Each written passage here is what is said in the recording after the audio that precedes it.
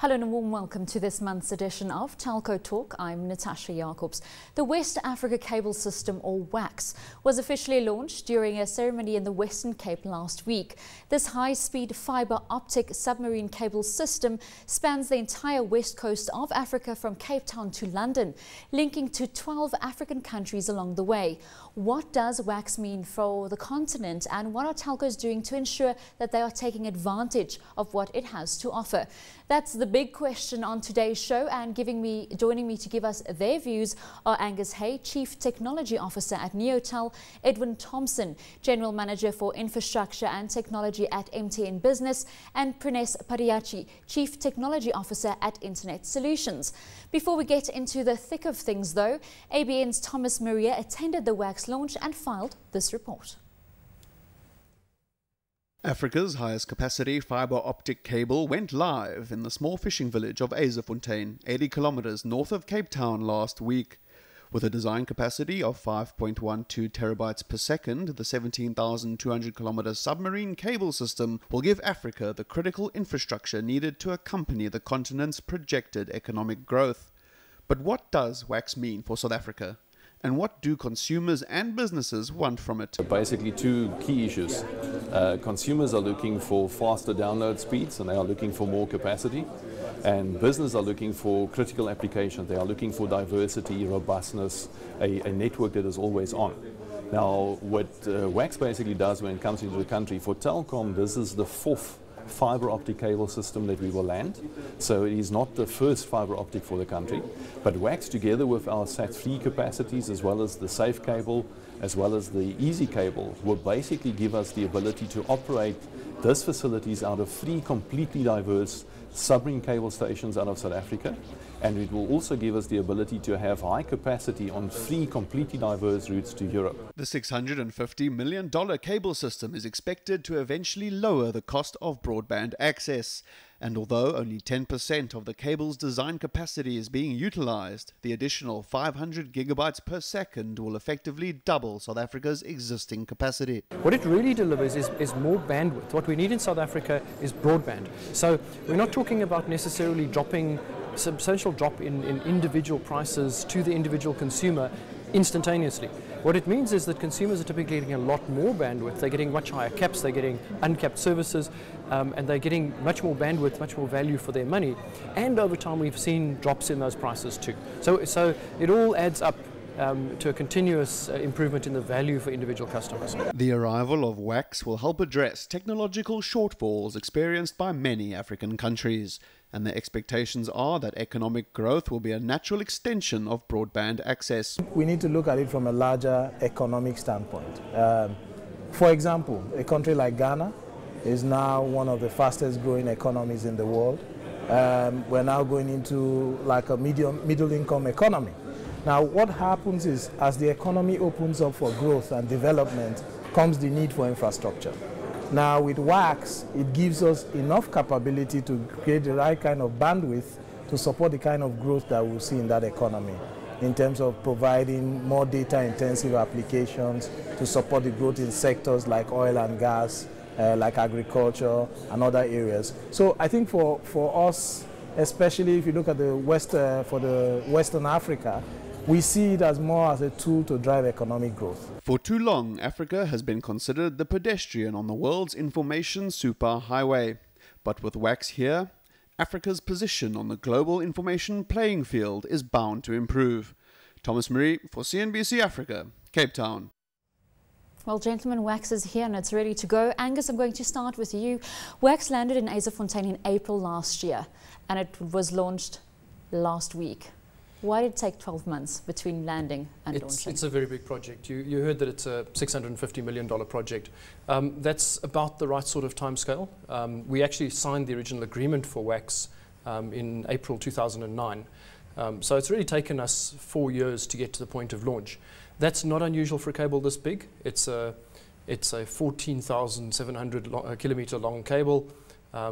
There's a lot to be done. The actual laying of the cable, in a sense, is almost the easy part. This is a very complex system. After you've finished laying it, you then have to install electronics. This is very, very high spec equipment, it has to be tested, and of course the actual landing stations, the physical buildings along the way, including at Azefontein, but also at the other end. For example, we have Tata Communications landing stations at Seychelles in Portugal and at Highbridge in the UK. Those are all part of the build and the construction of a system like this. So it's a big project. Edwin, as a co-consortium member, was it a smooth ride? Any hiccups along the way? I think any of these projects will have a few hiccups along the way. It's quite challenging going into a lot of these environments where the experience is not there to build the landing stations in the first place. The specific cable system goes to a number, I think it's 4 countries, I think, if I'm right there, that have never had a landing station before. So obviously you're going to have a few hiccups in those cases. But I think it's gone pretty well, and we're very happy that we now have a West Coast cable system that's available to many of our African countries where we play a big role. Speaking of being happy, as a service provider who hopefully will be tapping into this the cable, how does IS feel about all of this? For us, I think this is a great opportunity for us to, for one, expand our network. And we fortunately haven't been at the forefront of the sort of teething problems of getting a cable like this installed. So it's an easier ride for you? A much easier ride for us, I think, than being directly involved in the cable system itself. And it opens up opportunities, I think, for us to get diversity in what we currently do. Angus, apart from the infrastructure challenges, what about regulation? We're still waiting for local loop unbundling and everything associated with that. No, look, every country has its issues. I mean, there are still countries along the route of WACS where there are genuine monopolies. Again, we as a project are not there to decide regulation. We simply operate within the rules of the particular country. So, as a project, many of these countries will be seeing competition for the first time. They'll actually be seeing not only the 4 countries where there's been no cable, the rest of the countries up the west coast, almost without exception, have not had a second cable. The second cable, as we know from the experience of CCOM, for example, and Easy here, a second cable makes a big difference to a market. In South Africa, we have our challenges. We still have national backbone where there are a number of projects, including our own, the MTN Vodacom Neotel build, which is ongoing, and we're reaching the milestones in that as well. And then last mile. I mean, we've been pushing for a long time for sorting out the last mile, and I guess at the moment we continue to dig a lot of trenches and deliver fibre. Because we mentioned in almost every show, local loop unbundling still going on. Yeah, there are some movements, but I think we still don't really see the fundamental shift in opening up access infrastructure yet. And the other part of that is not just the physical copper loop, but as everyone knows, is the whole spectrum issue for 4G services and so on. Well, it is been launched now, it is online, but it's not an automatic light switch, although we'd hope so. When will we be starting the positive influence and effect of WACS being online? Look, I think your initial impact's already there. The fact that you have another route in itself is a massive impact. It is the redundancy that we're really looking for in the networks.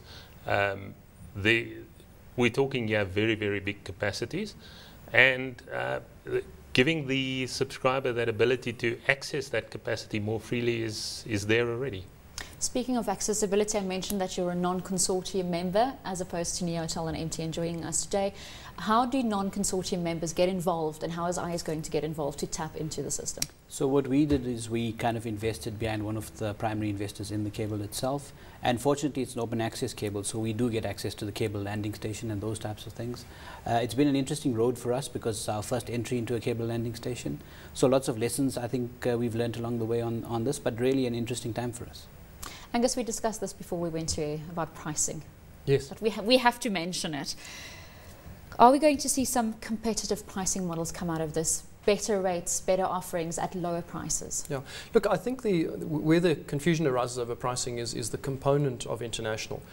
We've seen international go from maybe 40% of the cost of delivering broadband down to something probably a little bit above 10%. So we've seen a very dramatic shift in the percentage of a broadband cost that really is ascribed to international. So as we see national networks roll out, the more national networks we have, the more we're going to see that component disappear. So we really then are left with the last mile component. And I think competition drives it.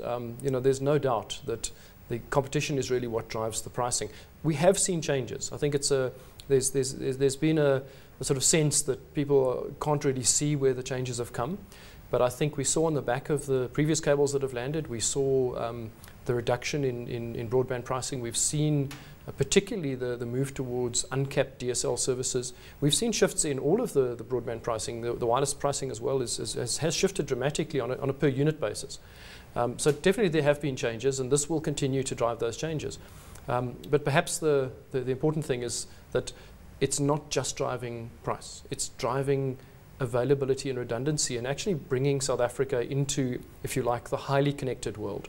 We need dramatically more bandwidth available to not just our consumers, but also our businesses. I think the comment from the CEO of MTN Ghana is exactly the point, that businesses need a very dramatically higher capacity to the world than they've had in the past. And these kind of cable systems really change that. Before we get on to the business benefits, I just want to stay with the consumers. True affordability of connectivity in South Africa and also the rest of the continent. Connectivity is still limited in South Africa to the elite few, some would say the middle and upper LSM. When is broadband going to be truly affordable for the mass market of South Africans? Look, I think the mass market affordability has got a number of components associated with it. Broadband connectivity is very quickly moving towards the handset, and the price of handsets is becoming more and more attractive. And I think that's really the issue. In terms of the broader market, we have literacy issues to deal with. We have a whole host of issues around affordability of a workstation, if we're talking about computers or something like that in the home. So I think that from a mobile perspective, the advent of smartphones coming down the pricing ranks is really what is going to drive broadband to the bigger market that we have out there. And Pranesh, we see exceptionally high mobile penetration rates in Africa.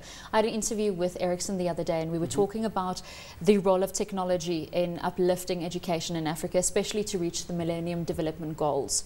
Will we eventually get to that level, as Edwin suggested, with the penetration rates, to use these mobile platforms to push broadband accessibility to the rest of the continent? I definitely think we can get there. I think part of the things we need to look at is, for one, I think we need to look at bandwidth in this country as an essential service like lights and water.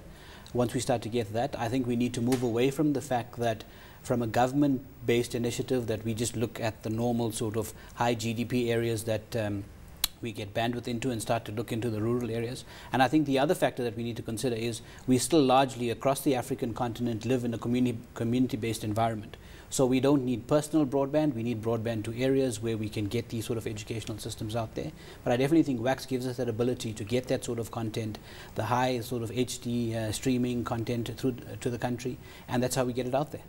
Let's talk about business, and you brought up the topic. What does this mean for business going forward? I think the first most important thing is that when we had one cable, or two cables effectively with SAT3, I mean we had cables before that, but the first really big cable that we had was the SAT3 safe, and we had a de facto monopoly prior to the opening up of that cable system in 2008. But the reality is that with two cable systems you're still at risk. There's still a possibility you may be disconnected, and therefore there's still a possibility that you may not absolutely rely on that for everything you do. 3 cable systems, we're starting to get to real availabilities. When you get to 5, our view is that you're at a point where it's almost indistinguishable from 100% availability. So if you look at the internet as a network, you know, there's no situation in which the whole internet disappears. I suppose there are some apocalypse situations, but really practically 5 cable systems is almost impossible to fail all of them. And at that point, you can say that South Africa is well connected. The other point about it is latencies. So the distance, WACS we have, for those who are interested, we measured a latency between the two ends of the submarine system from Azefontein to Highbridge in the UK. We measured 138.5 milliseconds round trip. Now that's a reflection firstly of the length of the cable, speed of light, but it's also a reflection of the quality and the nature of the equipment. So it's very cutting edge equipment with high bandwidth wavelengths, etc. on it. Now those latencies matter. So WACS is one part of that puzzle. WACS gets us to Portugal, which gets us to, for example, the US. WACS gets us into the heart of Europe. We have CCOM, which gets us into, say for India, for example. CCOM also gets us into Europe. We have SAFE, which gets us to the Far East. All of those matter when you start running a business that needs to be highly connected on a global basis. So the shortest latencies and the highest availability, and frankly, something that never fails. And what we see with WACS is really, another piece of that puzzle. So highly available internet that businesses can start to treat as part of their basic operations that is not going to fail. Obviously, they need the same kind of reliability in the country, but I think if you look at many businesses in the world, in developed countries, they're increasingly dependent on having connected internet capability, often in the cloud. So they're moving services into the cloud. I think today people don't even think twice about the fact that, for example, you might be using Gmail. Now, people don't even think, where's your Gmail box? The reality is your Gmail box is probably not even in South Africa. The likelihood it's on the other end of one of these cables. And so therefore, we really are starting to become part of if you like, the real world. And we see that combined with getting fiber access to businesses being a big change. So businesses will start to feel like the internet is part of their business, and they can start to rely on putting their critical services, including all their communications, whether they're doing things like teleconferencing or video conferencing, something like telepresence, whether they're putting services in the cloud, whether they're running applications in the cloud. They can now start to really have the internet as part of their business.